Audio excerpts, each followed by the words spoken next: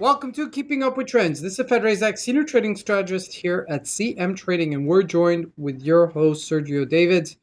Good morning, good afternoon, and good evening, Sergio. Hey, Fred. All good, man. As good as gold, which is what I want to discuss this week. All It's on right, right everybody's into mind. business. Yeah. Let's get into it, man. I remember a few podcasts ago when we were discussing specifically inflation and interest rates.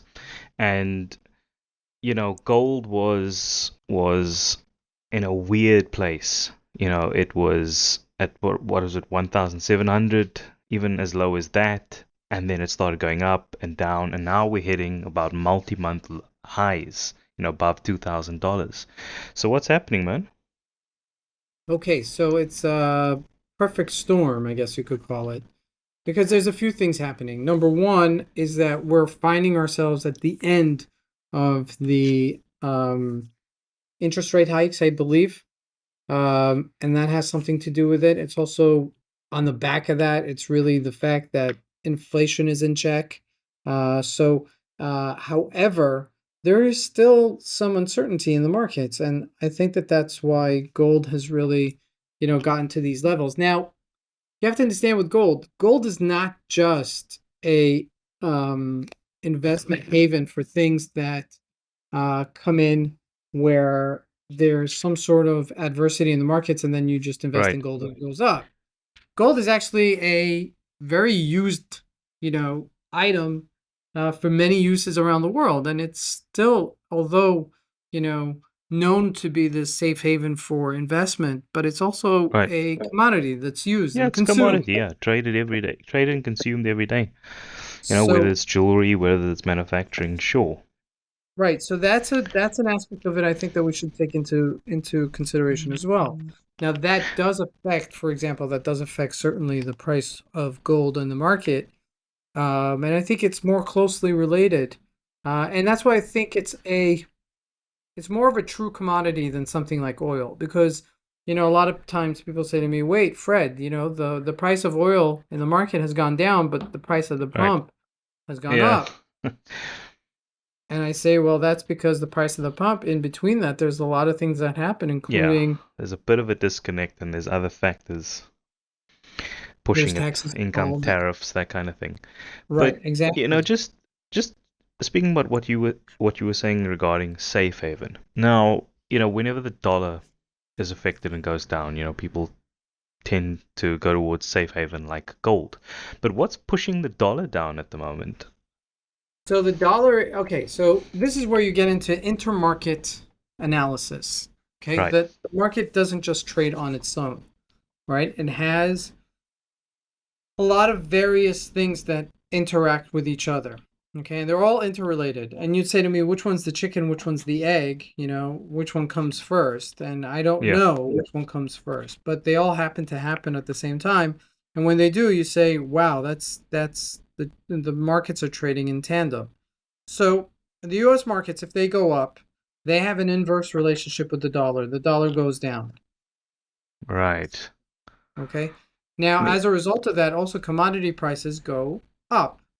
So if the Dow Jones goes down, excuse me, if the Dow Jones goes up, then gold usually goes the other way. Okay, goes down. So it's a that is just the nature of things. Now, does it happen always? No, it doesn't happen always. Yeah. But I believe that there's still a significant amount of uncertainty with regards to inflation, in regards with which way interest rates are going. So, the markets are hedging themselves. Now, just to highlight this, we've gone up from 1800 to 2000 and change in the past 2 months, October, November. That's all it is. So that's a steep incline for 2 months. Okay. Mm. However, keep this in mind. Yeah. This is the fourth time that we're at these levels and we're challenging them.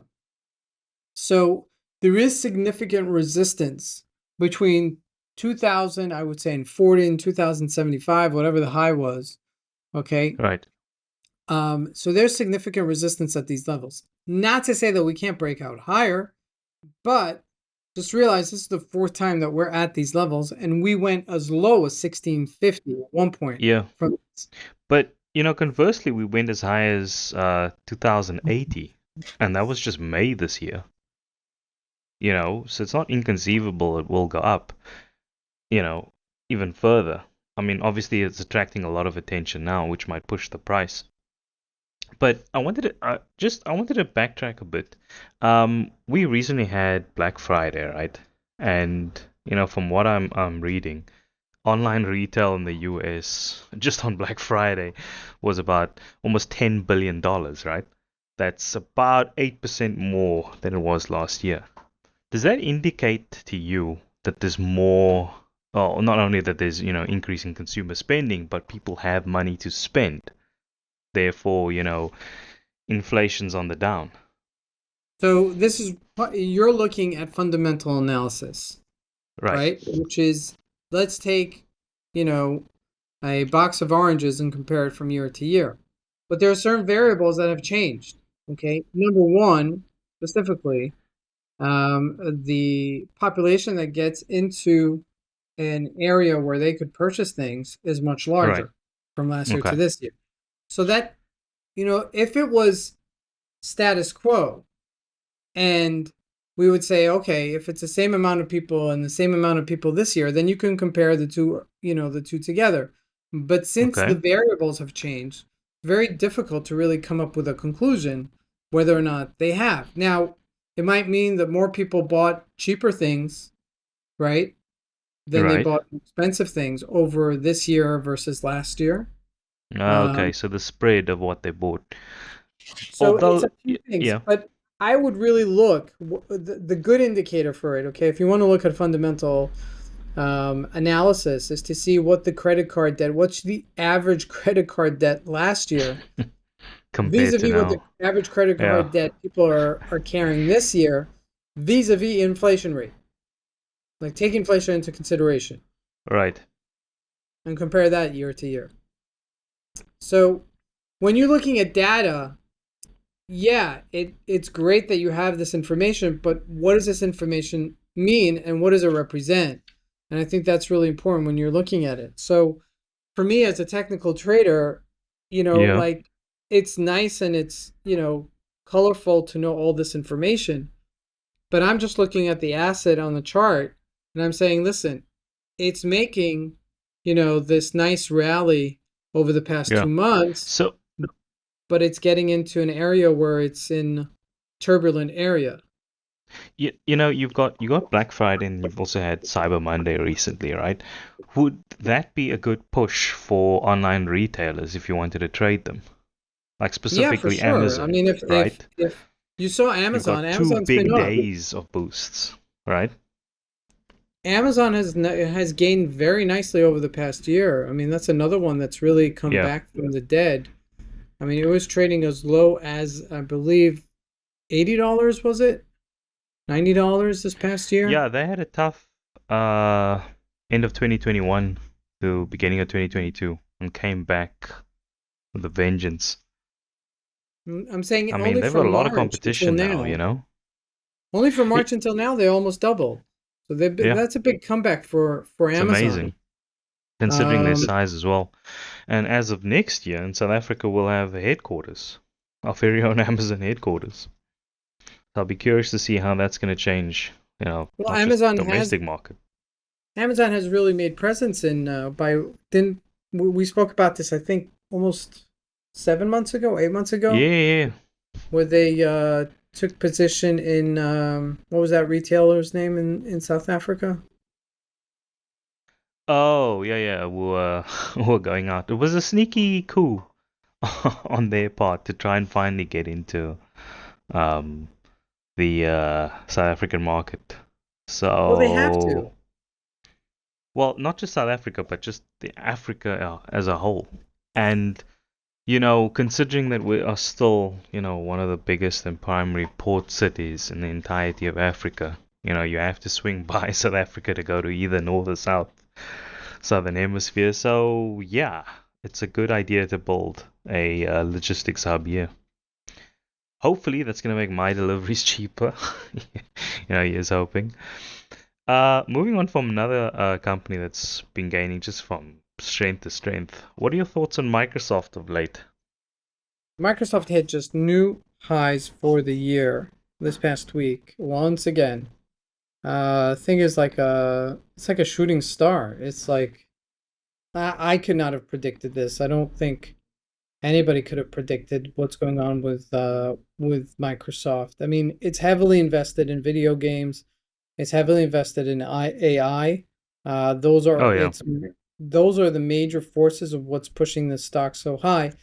And on the back of the fact that obviously they have Microsoft Office and all those, Microsoft products that it's known and dear for and is the standard. So listen, Microsoft's not going anywhere. Okay, not anywhere soon. And it just looks like it's expanding and expanding. They're just, they see the market, three steps before the rest of the market. So, Y- um, Yeah. Do you know, just in the past, well, year and a half, Microsoft um, made two major acquisitions. They purchased Activision. Activision, I'm not sure if you play video games with your kids, play video games, Fred, but they make Call of Duty, one of the biggest first-person shooters in the world, breaks in billions each year, and Blizzard. Were the makers of World of Warcraft, one of the biggest MMOs, the granddaddy of MMO gaming.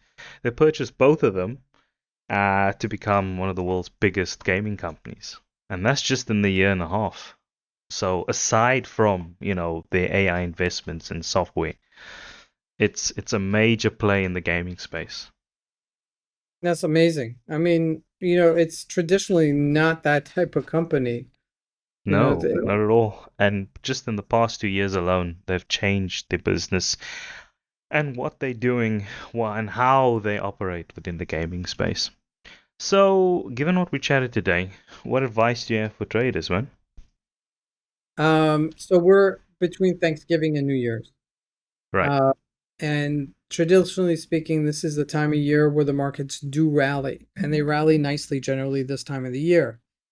right. So I would really look for those pullbacks and see how the markets are going to do that into the end of the year. Or are they going to just staff off? And it just seems like the first week after this is the first week of Thanksgiving, being last week.